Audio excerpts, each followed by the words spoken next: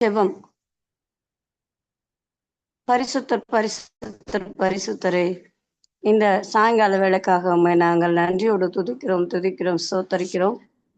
ஆண்டவரே, இந்த வேளையிலும் கூட நாங்கள் வெவ்வேறு இடங்களில் இருந்தாலும் இந்த நேரத்தை ஆண்டவரே உமக்கென்று செலவழிக்க எங்களுக்கு நீர் அனுக்கிரகம் செய்திருக்கிறீர்.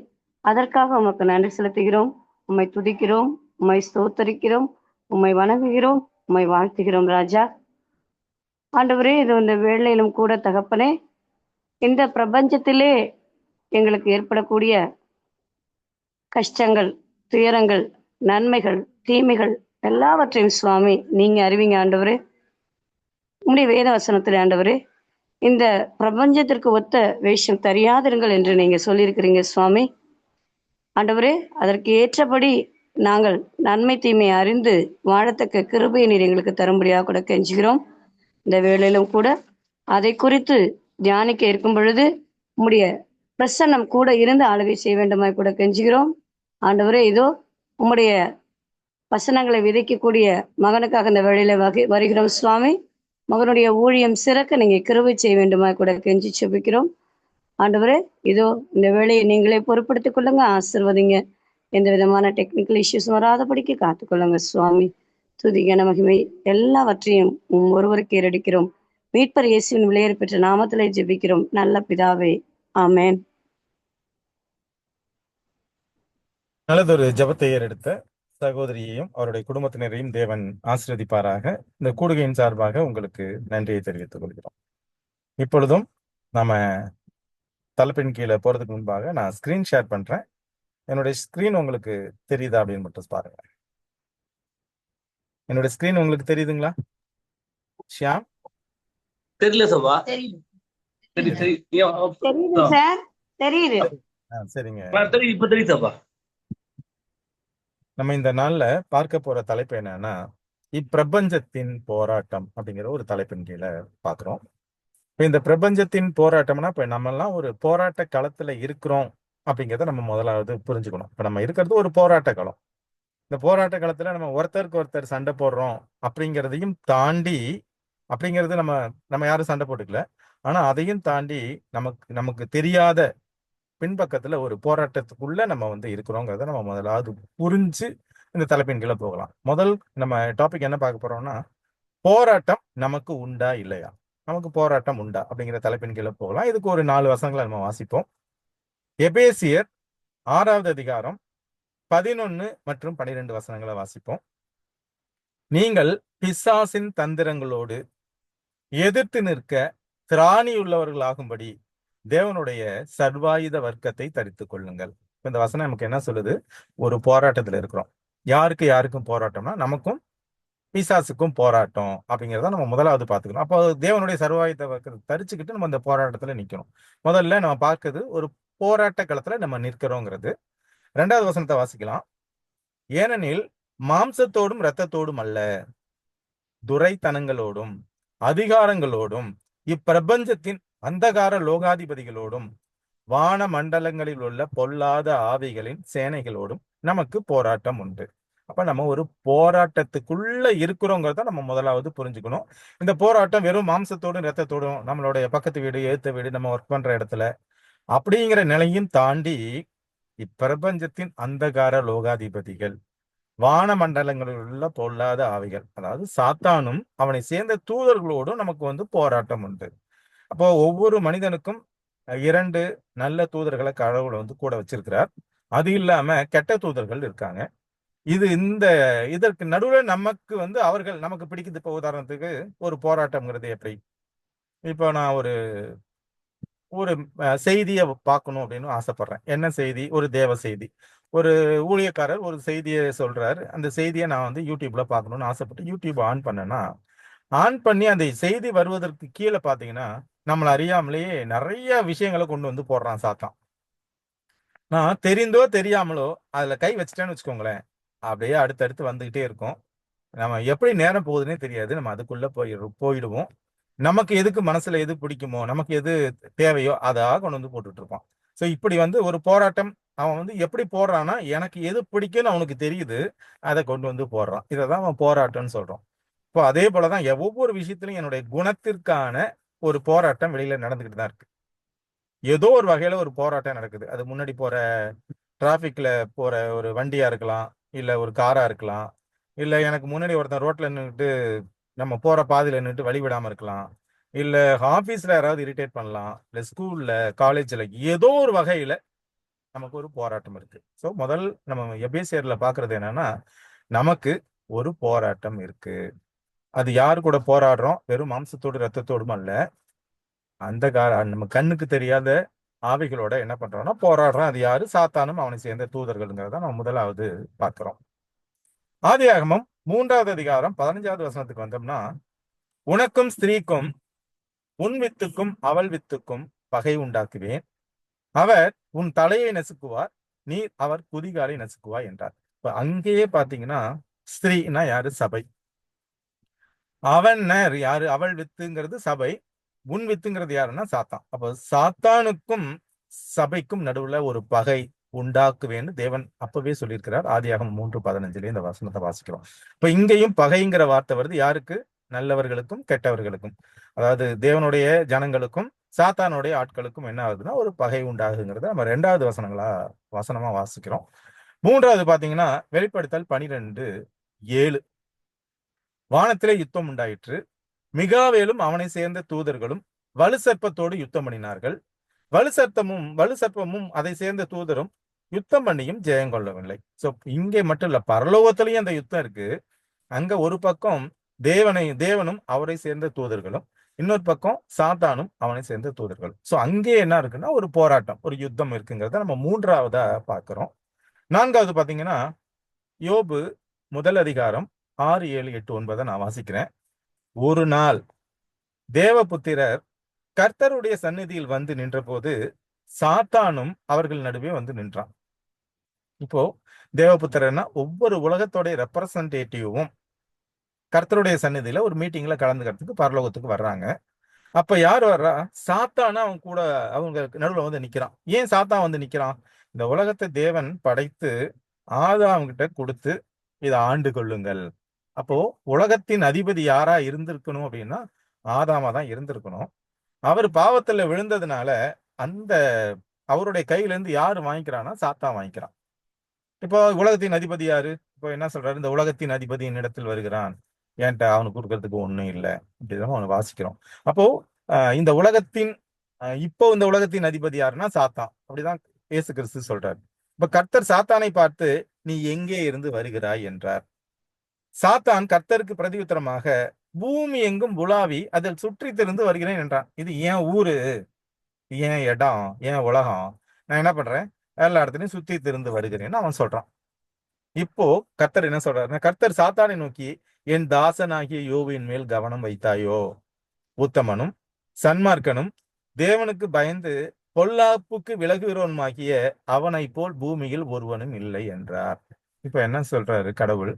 அது உன் உலகம்தான், நீதான் அதோட ராஜா. ஆனா ஏன் ஆள் அங்க ஒருத்தன் இருக்கிறான் பாத்தியா?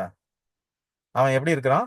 தேவனுக்கு பயந்து பொல்லாப்புக்கு விலகுகிறவனுமாகிய அவனை போல பூமியில் ஒருவனும் இல்லை. அப்போ உன் உலகத்துல ஏன் ஆள் ஒருத்தன் இருக்கிறான் அப்படிங்கிறத அவர் சொல்றாரு. அதற்கு சாத்தான் கர்த்தருக்கு பிரதியுத்தரமாக, யோபு விருதாவாகவா தேவனுக்கு பயந்து நடக்கிறான் அப்படிங்கிற ஒரு வார்த்தையை போடுறான். அதுக்கு அடுத்த விஷயங்களை நமக்கு எல்லாத்துக்கும் தெரிஞ்சது. அப்போ அங்கே ஒரு காம்படிஷன். இது ஏன் உலகம் இல்லப்பா, ஏன் ஆள் ஒருத்தன் நிக்கிறான், உள்ள இருக்கிறான் அப்படின்னு தேவன் சொல்கிறார். இப்ப இந்த 4 வசனங்கள்ல பார்த்தோம்னா, முதலாவது நம்ம எபேசியர்ல பார்த்தோம், நம்ம யார் கூட நம்ம ஒரு போராட்ட களத்துல இருக்கிறோங்கிறத நம்ம முதல்ல புரிஞ்சுக்கணும். அடுத்தது ஆதியாகமத்துல பார்த்தோம், அங்கேயே ஒரு பகை நல்லவர்களுக்கும் கெட்டவர்களுக்கும், அதாவது தேவனுடைய ஜனங்களுக்கும் சாத்தானுடைய ஜனங்களுக்கும் உண்டாயிருக்கு. அடுத்தது பரலோகத்திலே இந்த பிரச்சனை இருந்துச்சு, நல்ல தூதர்களுக்கும் கெட்ட தூதர்களுக்கும் அப்படிங்கிறத வாசிச்சோம். 3வது பார்த்தோம்னா இந்த யோபு விஷயத்துல பார்த்தோம்னா, இது ஏன் உலகம், இந்த உலகத்தை நான் எல்லா இடத்துலையும் சுற்றி தெரிஞ்சு நான் வரேன்னா இது ஏன் இடம் அப்படின்னு சொல்றேன். அங்கேயும் ஏன் ஆள் ஒரு ஆள் இருக்காருன்னு கடவுள் சொல்றாரு. அப்போ நம்ம இதுல இருந்து முதலாவது கருத்து நம்ம என்ன புரிஞ்சுக்கிறோம்னா, நாம ஒரு போராட்ட களத்துல இருக்கிறோம் அப்படிங்கிறத புரிஞ்சுக்கிறோம். 2வது கருத்துக்கு வரலாம். சரி, இந்த போராட்ட காலத்துல மெயினா சத்துரு யாரு? தேவன் இந்த உலகத்தை படைக்கும் பொழுது எல்லாவற்றையும் படைச்சிட்டு நல்லது என்று கண்டார் அப்படிதான் நம்ம வந்து வாசிக்கிறோம். அப்போ இந்த சத்துரு யாரு? நமக்கு யாரு சத்துருன்றது நமக்கு தெரியும், சாத்தாங்கிறது தெரியும். இதனால வசனத்தோட பார்க்கலாம். மத்தேயு 13வது அதிகாரம் 25, 27 மற்றும் 28 வசனங்களை நான் வாசிக்கிறேன். மனுஷர் நித்திரை பண்ணுகையில் அவனுடைய சத்துரு வந்து கோதுமைக்குள் களைகளை விதைத்து விட்டு போனான். அப்போ கடவுள் மனுஷனை நல்லவனா தான் படைச்சார். நல்ல உலகம் தான் அவர் படைச்சது வந்து நல்லது, எல்லாமே நல்லது என்று தான் கண்டார். ஆனா யாரு வந்து இங்க வந்து களைகளை விதைச்சிட்டு போறான் நல்ல விதைக்கு நடுவுல அப்படின்னா சத்துரு. இந்த சத்துருங்கிறது யாரு? சாத்தான். இப்ப வீட்டு எஜமானுடைய வேலைக்காரர் அவனிடத்தில் வந்து, ஆண்டவனே, நீர் உமது நிலத்தில் நல்ல விதையை விதைத்தீர் அல்லவா, பின்ன இதில் களைகள் எப்படி உண்டானது என்றார்கள். நீங்க நல்ல விதையை தானே விதைச்சீங்க, எல்லா மனிதர்கள் நல்ல மனிதர்கள் தானே, எப்படி அதுல களை வந்துச்சு? அதற்கு அவன், சத்துரு அதை செய்தான் என்றான். அப்பொழுது வேலைக்காரர், நாங்கள் போய் அவைகளை பிடுங்கி போட முக்கு சுத்தமா என்று கேட்டார்கள். நம்ம வசனத்துல வாசிக்கிறது இப்ப என்ன வாசிக்கிறோம்?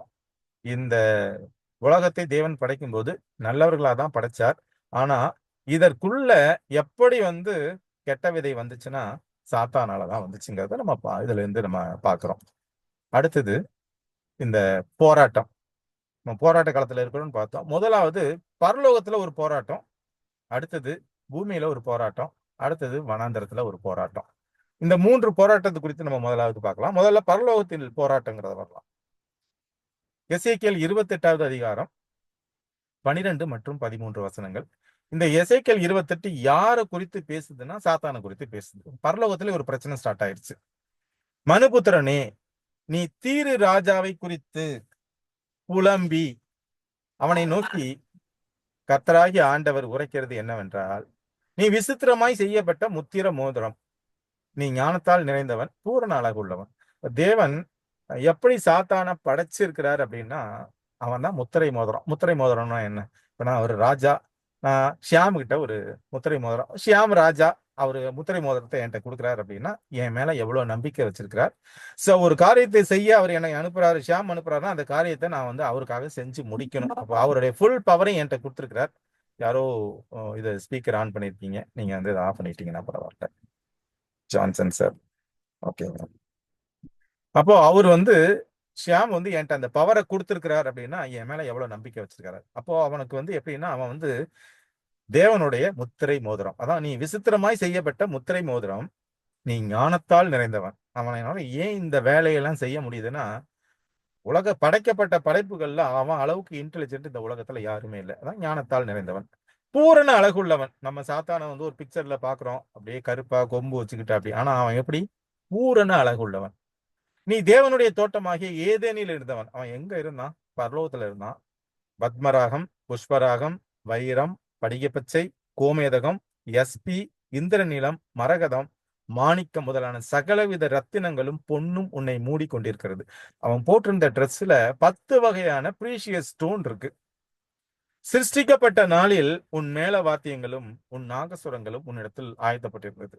சோ இந்த பாடலுக்கே, அதாவது மியூசிக்கு அவன் தான் தலைவன். ஏன்னா அவன் தான் வந்து வடப்புறத்தில் உள்ள ஆராதனை கூட்டத்துல அவன் தான் வந்து பாடல், அவன் கொயர் கிளாஸ் நடத்தின ஆளு. அதனாலதான் மியூசிக் வந்து அவனுடைய கண்ட்ரோல்ல இருக்குங்கிறத நம்ம இந்த வசனத்துல வாசிக்கிறோம். அடுத்த வசனத்துக்குள்ள போகலாம். 14, 15. நீ காப்பாற்றுதற்காக அபிஷேகம் பண்ணப்பட்ட கேரு. அவன் வேலை என்னன்னா, அவன் வேலை ஒரு விஷயத்த காப்பாத்துறது. அது எதை காப்பாத்துறது? நீங்க வந்து ஆசரிப்பு கூடாரத்துக்குள்ள போனீங்கன்னா அந்த உடன்படிக்கை பெட்டி மேலதான் அந்த கேருப்பு இருக்கும். உடன்படிக்கை பெட்டிக்குள்ள என்ன இருக்கும்னா 10 கற்பனை இருக்கும். அப்ப 10 கற்பனைங்கிறது என்னன்னா தேவனுடைய குணம், அது கேரக்டர். பொய் சொல்லாத, திருடாத, விபச்சாரம் பண்ணாத, இச்சியாத, இது அவருடைய குணம். அவருடைய குணத்தை இந்த உலகத்துக்கு அறிவிக்கிற ஒரு மனுஷனா தான் அவன் வந்து அபிஷேகம் பண்ணப்பட்டிருக்கான். அப்போ காப்பாற்றுவதற்காக அபிஷேகம் பண்ணப்பட்ட கேரு. அவன் வந்து தேவனுடைய குணத்தை, கொள்கை பரப்பு செயலாளர் அப்படி வச்சுக்கலாம். தேவனை பத்தின விஷயத்தை வந்து சொல்ற வேலையை தான் அவனுடைய வேலை. தேவனுடைய பரிசுத்த பர்வதத்தில் உன்னை வைத்தேன், அக்கினிமயமான கற்களின் நடுவில் நீ உலாவினாய். நீ சிருஷ்டிக்கப்பட்ட நாள் துவக்கி உன்னை அநியாயம் கண்டுபிடிக்கப்பட்டது மட்டும் உன் வழிகளில் குறையிட்டிருந்தாய். ஆரம்பத்துல ஒழுங்கா தான் இருந்திருக்கிறான், கரெக்டா தான் அவனுடைய வேலையை செஞ்சிருக்கிறான். ஆனா ஒரு நாள் அவன் மனசு மாறி இருக்கு, சத்ருவா மாறுறான். அது வரைக்கும் தேவனுக்கு பிரியமா தான் அவன் வாழ்றான், அதுக்கப்புறம் தான் சத்ருவா மாறுறான். 28 எசேக்கியேல் 28, 16, 17 வாசிக்கிறேன். உன் வியாபாரத்தின் மிகுதியினால் உன் கொடுமை அதிகரித்து நீ பாவம் செய்தாய். இது வியாபாரம் அப்படின்னு எதை சொல்றாங்கன்னா, அவதூறு பேசுறான், தேவனை பற்றி அவதூறு பேசுறான். அவன் வந்து அவன் அழகு, இதில் அடுத்த வசனத்துல வாசிக்கிறோம். அவன் வந்து ஞானத்தால் நிறைந்தவன், பூரண அழகு உள்ளவன். அப்போ அவனுடைய அழகு அவன் மனசுல இருக்கு. அந்த அழகு, அந்த அவதூறு, இதனாலதான் அவன் என்ன பண்ணான்னா கீழே விழுறான். உன் வியாபாரத்தின் மிகுதியினால் உன் கொடுமை அதிகரித்து நீ பாவம் செய்தாய். ஆகையால் உன்னை தேவனுடைய பர்வதத்திலிருந்து ஆகாதவன் என்று தள்ளி காப்பாற்றுகிற கேருபாய் இருந்த உன்னை அக்கினிமயமான கற்களின் நடுவே இராதபடிக்கு அழுத்தி போடுவேன். உன் அழகினால் உன் இருதயம் மேட்டிமையாயிற்று. உன் மினுக்கினால் உன் ஞானத்தை கெடுத்தாய். உன்னை தரையிலே தள்ளி போடுவேன். ராஜாக்கள் உன்னை பார்க்கும்படி உன்னை அவர்களுக்கு முன்பாக வேடிக்கையாக்குவேன். அப்போ ஒழுங்கா இருந்த தேவனுடைய குணத்தை வெளிப்படுத்துகிற ஒரு ஆளை தேவன் என்ன பண்றாருன்னா கீழே தள்ளி போடுறார். என்ன காரணம் அப்படின்னு பார்த்தோம்னா, செலின் உங்க இது ஆன்ல இருக்கு. என்ன காரணம்னா கடவுளை பத்தி அவதூறு சொல்றான். அது மட்டும் அல்லாம அவன் என்ன சொல்றான், இந்த முன்னாடி வசனத்துல பார்த்தோம்னா அவன் என்ன சொல்றான், அவனுடைய அழகுனால அவனுக்கு மேட்டிமை வருது. ஸோ ஒரு மேட்டிமையான இருதயம் கடவுளுக்கு பிரியமானது அல்லங்கிறத நம்ம இதுல இருந்து கத்துக்கிறோம். அவன் என்ன அவனுடைய மெயின் இது என்ன, மேட்டிமை. அப்படின்னா நீங்களும் நானும் ஒரே மாதிரிதான் இருக்கிறோம், நானும் கடவுள் நீங்களும் கடவுள். இதுதான் அவனுடைய கான்செப்ட். என்னன்னா நானும் கடவுள், எனக்கும் தொழுகை வேணும். இதுதான் அவனுடைய பிரச்சனை. அப்போ படைத்தவருக்கு ஈக்குவலா அவன் தன்னை உயர்த்துறது தான் அவனுடைய விழுகைக்கு மெயினான காரணம். அப்ப மன மேட்டிமை தான் அவனுக்கு விழுகைக்கு மெயினான காரணம். இதை எங்க பார்க்கலாம்னா எசாயா 14வது அதிகாரத்துல வாசிக்கலாம். எசாயா 14, 12 மற்றும் 13 வாசிக்கிறேன். அதிகாலையின் மகனாகிய விடிவெள்ளியே, ஓ லூசிஃபர் அப்படின்னு இங்கிலீஷ் பைபிள்ல வரும். வானத்திலிருந்து விழுந்தாயே, ஜாதிகளை ஈனப்படுத்தினவனே, நீ தரையிலே விழ வெட்டப்பட்டாயே. நான் வானத்துக்கு ஏறுவேன், தேவனுடைய நட்சத்திரங்களுக்கு மேலாக என் சிங்காசனத்தை உயர்த்துவேன், வடபுறங்களில் உள்ள ஆராதனை கூட்டத்தின் பர்வதத்திலே வீட்டிருப்பேன் என்றும். இப்ப இவனுடைய மனசுல என்ன நினைக்கிறான், நான் வானத்துக்கு ஏறுவேன், தேவனுடைய நட்சத்திரங்கள்னா தேவனுடைய தூதர்களுக்கு மேலாக என் சிங்காசனத்தை உயர்த்துவேன். அப்ப தூதர்களுக்கு மேல யாருடைய சிங்காசனம் இருக்குன்னா தேவனுடைய சிங்காசனம் இருக்கும். அப்ப அதுக்கு மேலாக என் சிங்காசனத்தை உயர்த்துவேன். அப்ப தூதர்களுக்கு நான் தலைவனா கடவுளா இருப்பேன். வடபுறங்களில் உள்ள ஆராதை கூட்டத்தின் பர்வதத்திலே வீட்டிருப்பேன். வடபுறத்துல தேவனை துதிக்கிற அந்த கொயர் கிளாஸ், பாடல் ஆராதனை குழு இருக்கு. அங்க போய் நான் உட்காருவேன், என்ன எல்லாரும் துதிக்கணும் அப்படின்ற மேட்டிமே அவன் மனசுல வருது. அப்படின்னா நீங்களும் நானும் சமம் அப்படிங்கிற எண்ணம் அவன் மனசுல வருது. அடுத்தது 14-15 வாசிக்கலாம். நான் மேகங்களுக்கு மேலாக உன்னதங்களில் ஏறுவேன், உன்னதமானவருக்கு ஒப்பாவேன் என்றும் நீ உன் இருதயத்தில் சொன்னாயே. என்ன நினைக்கிறான், தூதர்களுக்கு மேல தான் சிங்காசனத்தை போடுன்னு நினைக்கிறான், தேவனுக்கு ஈக்குவலாக நினைக்கிறான். நீங்களும் கடவுளும் நானும் கடவுள். சோ அவனுடைய வேலை என்ன, கொள்கை பரப்பு செயலாளர். தேவனுடைய குணத்தை கொண்டு போய் சேர்க்கிற வேலையை அவன் செய்யணும். அவனை கடவுள் எப்படி வச்சிருந்தான்னு அவன்கிட்ட முத்திரை மோதிரமா அவன் வச்சிருந்தாரு. அவனுக்கு ஞானத்தை கொடுத்தாரு, அவனுக்கு அழகை கொடுத்தாரு, அவனுக்கு ட்ரெஸ்ஸை கொடுத்தாரு, மியூசிக் எல்லாத்தையும் கொடுத்தாரு. அவனுக்கு ஏகப்பட்ட தாளந்துகள். ஆனா அவன் என்ன இதெல்லாம் பெற்றுக்கொண்டு அவன் என்ன நினைக்கிறான், உன்னதமானவருக்கு நான் கடவுளா மாறணும்னு ஆசைப்படுறான். அதனால கடவுள் என்ன பண்றாருன்னா, ஆனாலும் நீ அகாதமான பாதாளத்திலே தள்ளுண்டு போனாய். கடவுள் என்ன பண்றாரு, கூப்பிட்டு வான் பண்றாரு. அதெல்லாம் நமக்கு சொல்லப்படல. கூப்பிட்டு வான் பண்றாரு, ஆனா அவன் கேட்கல, கீழே தள்ளி விடுறாருங்கிறத பார்க்கிறோம். இப்ப எசேக்கியேல் 28:16, உன் வியாபாரத்தின் மிகுதியினால் உன் கொடுமை அதிகரித்து நீ பாவம் செய்தாய். அப்ப வியாபாரத்தின் மிகுதியினால் உன் கொடுமை அதிகரித்துன்னா கடவுளை பத்தி அவதூறு சொல்லிக்கிட்டே இருக்கிறான். அவன் பக்கம் ஒரு குரூப் சேர்றாங்க. அதுதான் 1/3 தூதர் அவன் கண்ட்ரோல்ல இருக்கிறாங்க. அப்ப பரலோகத்திலேயே ஒரு போராட்டம் தேவனுக்கும் சாத்தானுக்குங்கிறத நம்ம பார்க்கலாம். அவன் எப்படியாப்பட்டாலு, யோவான் 8:44 சொல்றது போல, நீங்கள் உங்கள் பிதாவாகிய பிசாசானால் உண்டானவர்கள், நீங்கள் உங்கள் பிதாவாகிய பிசாசானவனால் உண்டானவர்கள், உங்கள் பிதாவினுடைய இச்சைகளின்படி செய்ய மனதா இருக்கிறீர்கள். அவன் ஆதி முதற்கொண்டு மனுஷ கொலைபாதகனாய் இருக்கிறான். சத்தியம் அவன் இடத்துல இல்லாதபடியால் அவன் சத்தியத்திலே நிலை நிற்கவில்லை. அவன் பொய்யனும் பொய்க்கு பிதாவுமாய் இருக்கிறபடியால் அவன் பொய் பேசும்போது தன் சொந்தத்தில் எடுத்து பேசுகிறான். சோ பரலோகத்திலேயே இந்த முதல்ல பொய்க்கு பிதா யாருன்னா அவன் தான் ஒரு பொய்ய சொல்றான். என்ன பொய் சொல்றாங்கிறத பின்னால பார்க்கலாம். ஒரு பொய் சொல்றான், கடவுளை பத்தி ஒரு பொய் சொல்றான். கடவுள் அன்பானவர் அல்ல, எங்களுக்கு சட்டத்திட்டம் தேவையில்லை, இதான் அவன் சொல்றது. நீங்க எங்களை அடக்கி ஆள்றீங்க, எங்களை ஃப்ரீயா விடலாம், இதான் அவன் சொல்ற பொய். ஆனா பரலோகத்துல அரசாங்கத்துல தேவன் போட்ட சட்டத்திட்டத்துக்கு அவருமே உட்பட்டு இருக்கிறார். ஆனா தூதர்களாகி எங்களுக்கு சட்டம் திட்டம் தேவையில்லை அப்படின்னு அவன் சொல்றான். அப்போ பொய்யனும் பொய்க்கு பிதாவுமா இருக்கிறான். அவன் பரலோகத்துல இருந்து அந்த பொய்ய போராட்ட பிரச்சனையை ஆரம்பிச்சிட்டான்.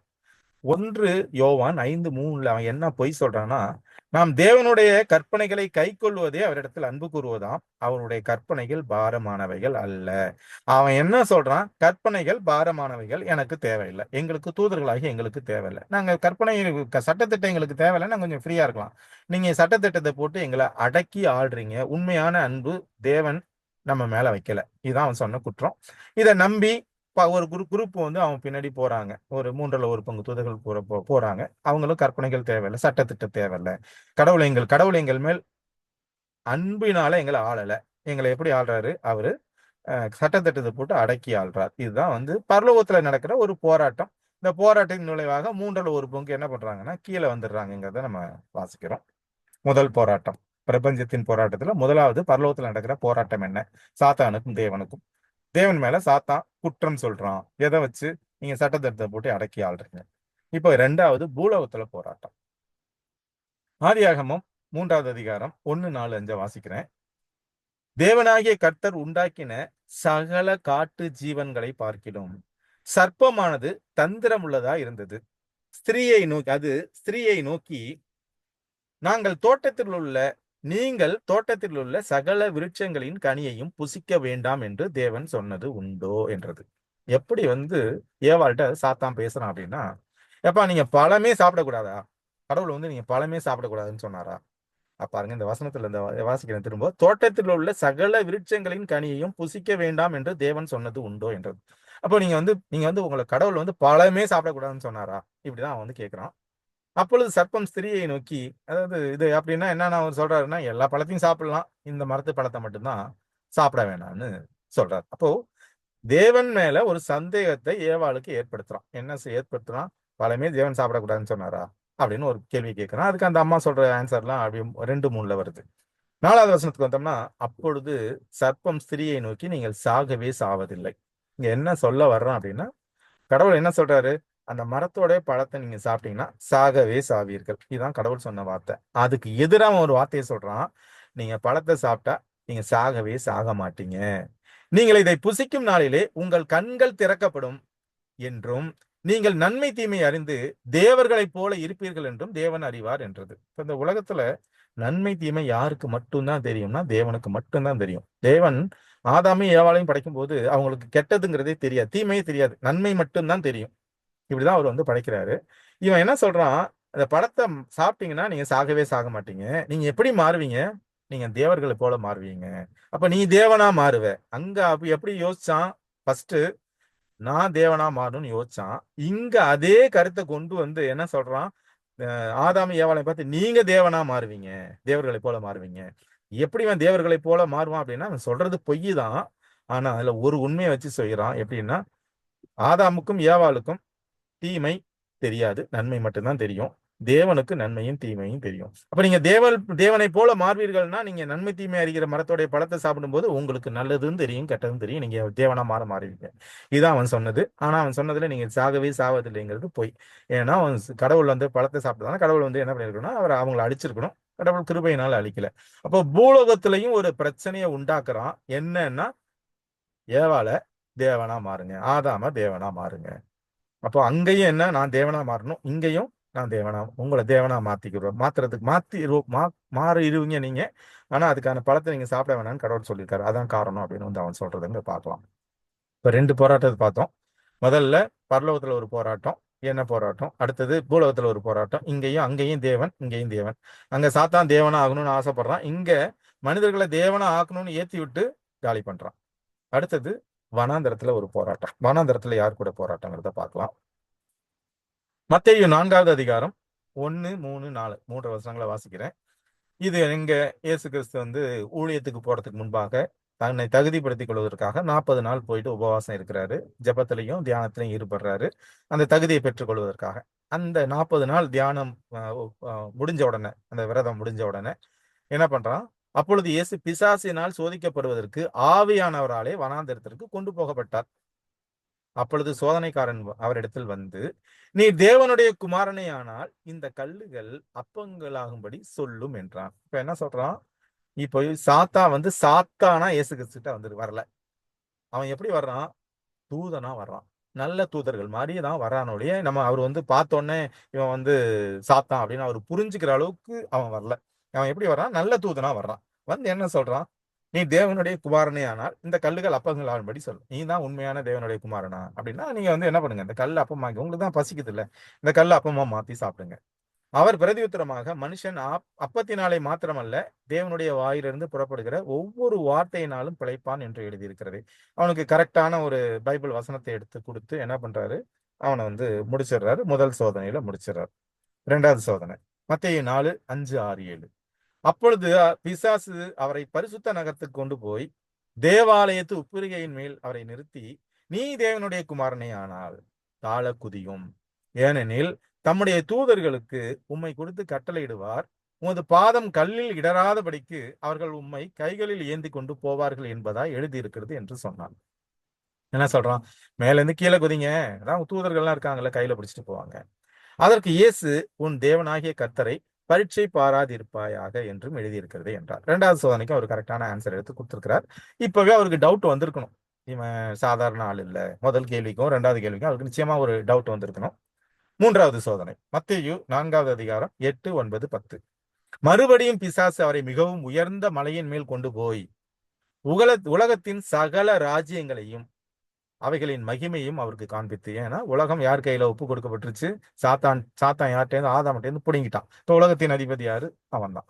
அதனால என்ன பண்றான்? இந்த உலகத்தின் சகல ராஜ்யங்களையும் அவைகளின் மகிமையும் அவருக்கு காண்பித்து, நீர் சாஷ்டாங்கமாய் விழுந்து என்னை பணிந்து கொண்டால் இவைகளை எல்லாம் உமக்கு தருவேன் என்று சொன்னான். இப்ப என்ன சொல்றான்? ஆரம்பத்துல அவனுக்கு இருந்த அந்த எண்ணம் போகல. அங்க என்ன அவன் நினைச்சான்?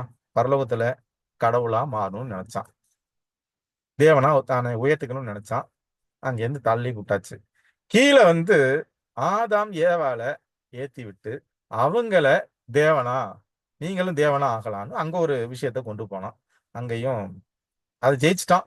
கடவுள் வந்து அதுக்கு ஒரு வேற ஒரு பிளான் ஆஃப் சால்வேஷனை போட்டு மாத்தி விட்டுருக்காரு. இங்க அவரே இங்க வந்துட்டாரு மனுஷனா.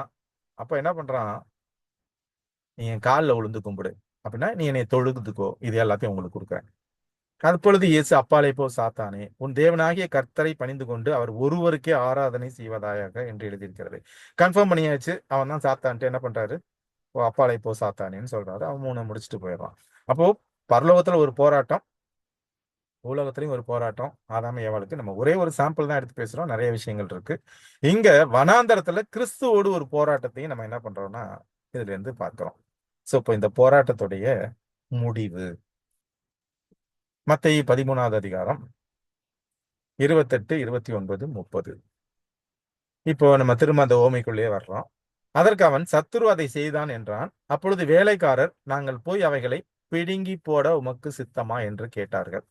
அதற்கு அவன், வேண்டாம், களைகளை பிடுங்கும் போது நீங்கள் கோதுமையையும் கூட வேரோடு பிடுங்காதபடிக்கு இரண்டையும் அறுப்பு மட்டும் வளர விடுங்கள். அறுப்பு காலத்தில் நான் அறுக்கிறவர்களை நோக்கி, முதலாவது களைகளை பிடுங்கி அவைகளை சுட்டெரிக்கிறதற்கு கட்டுகளாக கட்டுங்கள், கோதுமையையோ என் களஞ்சியத்தில் சேர்த்து வையுங்கள் என்பேன் என்று சொன்னான் என்றார். இப்ப இந்த உலகத்துல இந்த போராட்டத்துல உடனே ஏன் தேவன் அவனை பரலோகத்திலே அழிச்சிருக்கலாம்? அவன் ஒரு பிரச்சனை பண்ணா 3ல் 1 பங்கு தூதர்களையும் சாத்தானையும் சேர்த்து தேவனால அங்கேயே அழிச்சிருக்க முடியும். அவன் சொன்ன குற்றம் என்னன்னா, தேவன் அன்பானவர் அல்ல, அவர் சட்டத்திட்டங்களை வச்சு நம்மளை அடக்கி ஆள்றார். சோ அது வரைக்கும் ஒற்றுமையா இருந்த தூதர்கள் தேவனை அன்பால தொழுது கொண்டார்கள். இவன் ஒரு பொய்யை தூக்கி அங்க போட்ட உடனே எல்லா தூதர்களுக்கும் மத்தியில கடவுளை பிரிஞ்சு வந்த தூதர்கள் மட்டும் இல்லாம கடவுளை சுத்தி தூதர்களுக்கு இருக்கிற தூதர்களுக்கும் ஒரு டவுட் வருது. கடவுள் உண்மையிலே அன்பானவரா, இல்ல கடவுள் என்னது நம்மளை வந்து அடக்கி ஆள்றாரா? அப்ப அவங்க என்ன பண்றாங்கன்னா ஒரு பயத்தோடையே கடவுளை தொழுது கொள்வாங்க. அந்த பயத்தை போக்கணும் அப்படின்னா கடவுள் இந்த உலகத்துக்கு மனுஷனா வந்து சட்டதிட்டம் தேவை. கடவுள் இந்த மனிதனுக்காகவும் தூதர்களுக்காகவும் தன்னை தியாகம் செய்தார். தன்னை வந்து என்ன பண்றாருன்னா அவரே இறக்குறார். அது 2ஆம் மரணத்தை செலக்ட் பண்ணி அவர் வந்து மறிக்கிறாருங்கிறத நம்ம பார்க்கும்பொழுது தூதர்கள் புரிஞ்சுக்கிறாங்க, கடவுளுடைய அன்பை புரிஞ்சுக்கிறாங்க. இதெல்லாம் புரிஞ்சு முடியும் பொழுதுதான் அவனுக்கு வந்து மணி. இப்ப அவர் இயேசு கிறிஸ்து இந்த உலகத்துக்கு வந்து அவரை தன்னை வந்து குற்றமற்ற வழியா ஒப்பு கொடுத்துட்டு போனோடனே அவனுக்கு வந்து மணி அடிச்சாச்சு, சாவு மணி அடிச்சாச்சு. இப்ப கடைசி காலத்துல ஜட்ஜ்மெண்ட். அப்போ தேவன் ஏன் வந்து கோதுமையை வந்து வளரும் போதே பிடுங்கல, களைன்னு தெரிஞ்சாலும் பிடுங்கல அப்படின்னா புரிஞ்சுக்கணும் எல்லாம். ரெண்டாவது, நம்ம ரியலா அப்படி ஒரு ஃபீல்ட்ல பாத்தீங்கன்னாலே களையும் கோதுமையும் ஒண்ணா இருக்கு, பார்க்கறதுக்கு ஒரே மாதிரியே இருந்தாலும் ரெண்டோடைய வேரும் இதை பிடுங்கும்போது அந்த வேர் வந்து என்ன ஆகும், களையை பிடுங்கும்போது அது பிச்சிடக்கூடாது. சின்ன சின்ன விஷயத்துல தான் அவர் சொல்றோம்ல, என்ன தெரிந்த நாளடை முறியாமலும் மங்கி அடிக்கிற விளக்கை அணையாமலும் அப்படிங்கிற வசனத்தை வாசிக்கிறோம். தேவன் என்ன பண்றாருன்னா கடைசி வரைக்கும் அவனை விட்டு வச்சு இப்ப என்ன பண்றாரு, கடைசி காலத்துல போராட்டத்தை முடிக்கிறாருங்கிறத நம்ம வாசிக்கிறோம். இப்போ நம்ம பார்த்தது பிரபஞ்சத்தின் போராட்டம், பரலோகத்துல என்ன மாதிரியான போராட்டம், என்ன பிரச்சனை, இங்க பூலோகத்துல என்ன பிரச்சனை, அடுத்ததா இங்க வனாந்தரத்துல என்ன பிரச்சனை, இந்த போராட்டத்துடைய முடிவு என்ன, இதுதான் நம்ம அந்த டாபிக்ல பார்த்தோம். இதுல ஏதாவது கேள்விகள் அப்படி இருக்குன்னா நம்ம டிஸ்கஸ் பண்ணலாம். வாய்ப்பை கொடுத்த தேவனுக்கும் இந்த கூடுகையில் பங்கு பெற்ற உங்கள் அனைவருக்கும் என்னுடைய நன்றியை தெரிவித்துக் கொள்கிறேன். ஆமென். மகா பரிசுத்தமும் கிருபை இறக்கம் நிறைந்த அன்பதையுமே அருமையான கர்த்தாவே, இந்த மாலை வேளைக்காக உம்மை துதிக்கிறோம், ஸ்தோத்திரிக்கிறோம் சுவாமி. இந்த நேரத்திலும் சிறு குழுவாக இணைந்து ஆண்டவருடைய வேதத்தை குறித்து ஆராய்ந்து பார்ப்பதற்கு தேவன் கொடுத்த கிருபைகளுக்காக நன்றி செலுத்துகிறோம். அருமையான சகோதரர் மூலமாக என் தேவனாய் கர்த்தர் நீ எங்களோடு கூட பேசினதற்காக நன்றி செலுத்துகிறோம் சுவாமி. ஆண்டவருடைய வார்த்தைகள் தெளிவாக எங்கள் மத்தியில் வந்தமைக்காக நன்றி சுவாமி. கர்த்தாவே, இந்த வார்த்தைகள் கேட்பது மாத்திரமல்ல சுவாமி, ஆண்டவரே எங்கள் வாழ்க்கையில நாங்கள் அதை பயன்படுத்திக் கொள்ள கர்த்தர் கிருபை செய்வீராக. பிசாசானவன் ஆண்டவரே இந்த உலகத்திலே எப்படி எங்களை வஞ்சிக்கலாம் என்று சொல்லி ஆண்டவரை வகை தேடி கொண்டு இருக்கும்போது சுவாமி, ஆண்டவர் இந்த சத்தியத்தின் மூலமாக நீர் எப்படி வேத வசனத்தின் மூலமாக அதை மேற்கொண்டீரோ அப்படியும் நாங்களும் மேற்கொள்வதற்கு தேவன் எங்களுக்கு கிருபை பாராட்டும். ஆண்டவருடைய வல்லமையின் கரம் எங்களோடு எப்பொழுதும் இருக்கும்படியா ஜெபிக்க நம்முடைய ஞானத்தினால் எங்களை நிரப்பி ஆண்டவரே நீர் விரும்புகிற வாழ்க்கை இந்த உலகத்தில் நாங்கள் ஜீவிப்பதற்கு தேவன் கிருபை செய்வீராக. ஆண்டவரே எங்களுக்கு உம்முடைய வார்த்தை பகிர்ந்து கொண்டு அருமையான சகோதரனுடைய கரத்தில் நாங்கள் ஒப்புக்கொடுக்கிறோம். கர்த்தநீர் அவரை ஆசீர்வதிப்பீராக. அவருடைய ஊழியங்களையும் கர்த்தநீர் ஆசீர்வதிக்கும்படியா ஜெபிக்கிறேன். ஆண்டவருடைய ஊழியங்களுடைய எல்லைகளை கர்த்தரை விரிவாக்குவீராக. இன்னும் அநேகருக்கு பிரயோஜனமுள்ள ஒரு பாத்திரமாக கர்த்தநீர் சகோதரை பயன்படுத்துவதற்காக நன்றி செலுத்துகிறோம். ஆண்டவரே அவருடைய தொழிலையும் அவருடைய ஆண்டவரே மனைவி பிள்ளைகளையும் உடைய கரத்தில் நாங்கள் ஒப்புடுகிறோம். கர்த்தநீர் ஆசீர்வதிப்பீராக. ஆண்டவருடைய பிள்ளைகளுடைய கல்வியில உடைய கரம் இருந்து பிள்ளைகளையும் கர்த்தாவை நீர் உயர்த்தும்படியா ஜெபிக்கிறேன் சுவாமி. அந்த குடும்பத்தை நீர் பாதுகாத்துக் கொள்ளணுமா ஜெபிக்கிறேன். இன்னுமாக ஆண்டவர் இந்த கூட்டத்தில் கலந்து கொண்ட ஒவ்வொரு சகோதர சகோதரிகளையும் உடைய கரத்தில் ஒப்புடுகிறோம் சுவாமி. ஆண்டவர் ஒவ்வொருவரையும் நீர் ஆசீர்வதிப்பீராக. எல்லாருடைய தேவைகளையும் கர்த்தர் சந்திப்பீராக. ஆண்டவர் இந்த வேத வசனத்தை கர்த்தாவே நாங்கள் ஆண்டவரே உண்மை முத்தமத்தோடு நாங்கள் கை கொண்டு எங்கள் வாழ்க்கையில உமக்கு பிரியமான ஒரு வாழ்க்கையை ஜீவிக்க தேவன் எங்களுக்கு கிருபை செய்வீராக. ஆண்டவர் மீண்டுமாக இப்படி ஒரு கூடுகையில நாங்கள் கலந்து கொள்ளும் வரை உங்களுடைய பிரசன்னம் எங்களை இணைத்து கொண்டு எங்களை வழிநடத்த வேண்டும் ஜெபிக்கிறேன் சுவாமி. உடைய வல்லமையான கருத்தை எங்களை தாழ்த்தி நாங்கள் ஒப்புக் கொடுக்கிறோம். இயேசுவின் நாமத்தில் ஜெபிக்கிற ஜீவனுள்ள நல்ல பிதாவே, ஆமென். நல்லதொரு ஜெபத்தை ஏறெடுத்த சகோதரரையும் அவர் செய்கிற ஊழியங்களையும் தேவன் ஆசீர்வதிப்பாராக. இந்த கூடுகையின் சார்பாக உங்களுக்கு நன்றி தெரிவித்துக் கொள்கிறோம். ஆமென். மீண்டுமாக நம்ம அடுத்த வாரம் வேற ஒரு